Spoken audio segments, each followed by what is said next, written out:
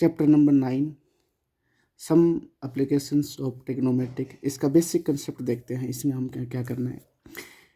इस चैप्टर में हमारे को एक तो है पढ़ना है आपका एंगल ऑफ एलिवेशन।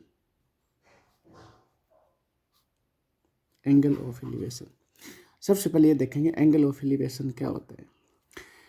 तो ध्यान दीजिए, हमारे पास कोई टावर है, कोई बिल्डिंग है, कोई पोल है। उसके टॉप पॉइंट को हमारे को देखना नीचे से। मैं यहाँ ग्राउंड पे खड़ा हूँ, इस पोल से कुछ डिस्टेंस के ऊपर। यहाँ खड़े होने का मतलब है कि इस पॉइंट के ऊपर मेरी आँख है और इस आँख से मेरे को ना ये देखना है, ये वाला। तो ये देखेंगे हमारे पास, ये तो होता है line of sight, line of sight. और ये होती है हमारे पास हॉरिजॉन्टल लाइन, हॉरिजॉन्टल लाइन। तो ये जो एंगल बनेगा हमारे पास, ये जो थीटा होगा ये वाला, इसको बोला जाता है angle of elevation, angle of elevation.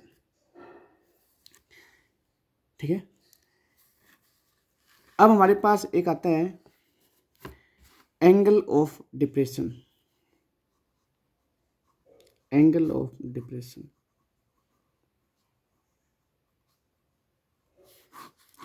इसमें क्या होता है, हमारे पास कोई बिल्डिंग है, कोई पोल है, कोई टावर है। तो अब की बार मुझे क्या है, इसके टॉप पे खड़ा होना है। इस टॉप के मतलब हमारी यहाँ आँख आएगी। नीचे की जो हाइट होगी पर्सन की वो नेग्लिजिबल होगी, केवल यहाँ आँख। अब यहाँ से क्या करेगा, वो नीचे कोई ग्राउंड पे कोई पॉइंट को देखेगा। तो ये तो हो गया हमारे पास line of sight, line of sight. और इस आँख के सामने ये वाली जो लाइन बनेगी, ये वाली, इसको बोलते हैं हॉरिजॉन्टल लाइन, हॉरिजॉन्टल लाइन। अब ये जो एंगल बनेगा, ये जो थीटा बनेगा, इसको बोला जाता है angle of depression, angle of depression.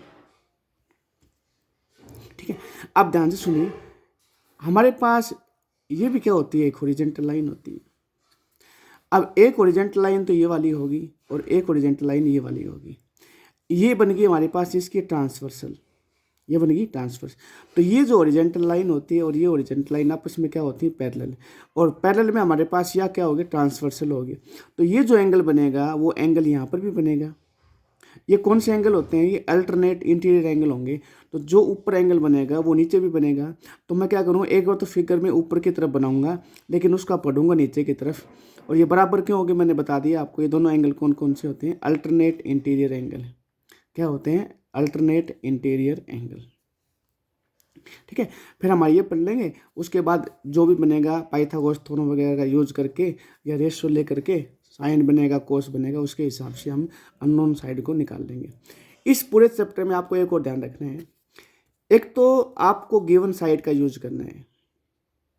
क्या करना है, गिवन साइड जो आपको दे रखी है, और एक आपको फाइंड आउट करनी है उस साइड को। तीस साइड का मुझे कोई यूज नहीं करना। ध्यान सुनिए, देखिए जैसे मान लीजिए ये मेरे पास कोई गिवन साइड है और मुझे ये निकालनी है, मुझे ये निकालनी है। तो मैं इन दोनों का रेशियो लूँगा, इसका मुझे कोई यूज नहीं करना है। इनसे जो रेशियो बनेगा, चाहे वो साइन बने, चाहे कोस बने, चाहे टेन बने, जो भी बने उनका रेशियो बना लेंगे। और जो भी रेशियो बनेगा उसको, ये थीटा, अगर इन दोनों का साइन बनता है तो साइन के बराबर रख देंगे, टेन बनता है तो टेन के, कोस है तो कोस के हिसाब से रख देंगे। और हमारे को जो अननोन साइड है उसका पता लगा लेंगे। एक चीज़ और, इसमें जो एंगल बनेगा, चाहे वो डिप्रेशन की बात करें चाहे एलिवेशन की बात करें, तो इसमें जो एंगल बनेगा वो हमारी आँख से लेना है हमारे को। ठीक है। नीचे वाले जो पर्सन की हाइट है वो नेग्लिजिबल है, उसको हमने जिक्र नहीं करना है। अगर होगा तो फिर मैं उसको माइनस करवा लूँगा। ठीक है। मुझे तो केवल है यहाँ पर आँख से एंगल यहाँ पर रखो तो ये वाली। ठीक है। चाहे एलिवेशंस की बात करें, चाहे इसमें यहाँ रखो ये वाला। तो ये जो हाइट ऑफ पर्सन है उसमें दोनों में क्या है, नेग्लिजिबल आपको लेना है। ठीक है। तो ये थोड़ा सा बेसिक सा है। इसमें आओ करते हैं स्टार्ट क्वेश्चन नंबर 1।